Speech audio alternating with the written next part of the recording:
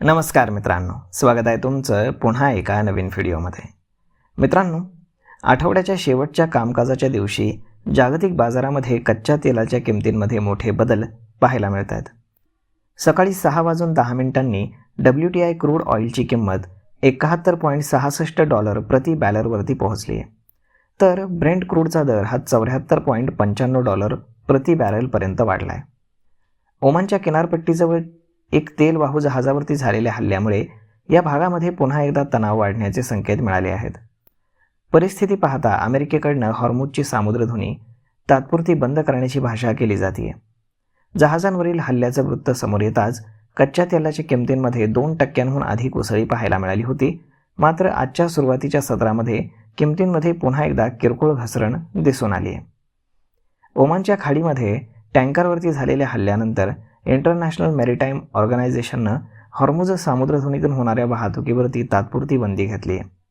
हा हल्ला अशावेळी झाला आहे जेव्हा अमेरिका आणि इराण यांच्या दरम्यान शांतता करारावरती स्वाक्षरी झाली असून स्वित्झर्लंडमध्ये या सागरी मार्गावरनं वाहतूक सामान्य ठेवण्याबाबत दोन्ही देशांमध्ये सहमती बनली होती.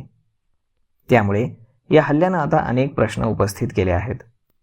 या घटनेमुळे समुद्रातील जहाजांच्या सुरक्षिततेबाबत चिंता व्यक्त केली जाते.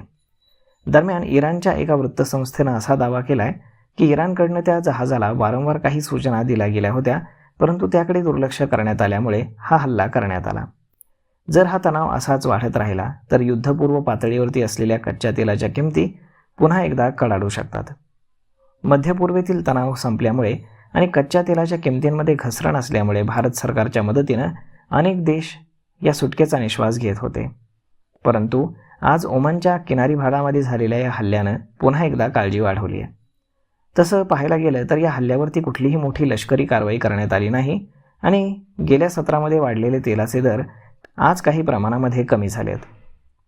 मात्र जर हा तणाव पुन्हा वाढला तर भारतासह जागतिक अर्थव्यवस्थेसाठी ही एक मोठी डोकेदुखी ठरू शकते.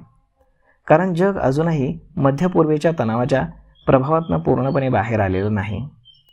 जागतिक बाजारामध्ये जहाजावरील हल्ल्यानंतर कच्च्या तेलाच्या किमतींमध्ये तेजी पाहायला मिळाली, तर आज सकाळी कामकाजाच्या दरम्यान काही घसरण देखील क्रूड ऑइलमध्ये पाहायला मिळाली. तर मग मित्रांनो, अशा पद्धतीनं ओमानच्या समुद्र किनाऱ्यावरील हल्ल्यानंतर हॉर्मुझ पुन्हा एकदा तात्पुरत्या स्वरूपासाठी बंद करण्यात आले. त्यामुळे कच्च्या तेलाच्या किमती पुन्हा वाढण्याचा धोका आहे. तर मग मित्रांनो, हा व्हिडिओ, ही माहिती तुम्हाला कशी वाटली हे तुम्ही आम्हाला कमेंट करून नक्कीच सांगा.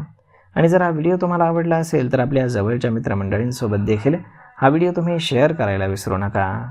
धन्यवाद.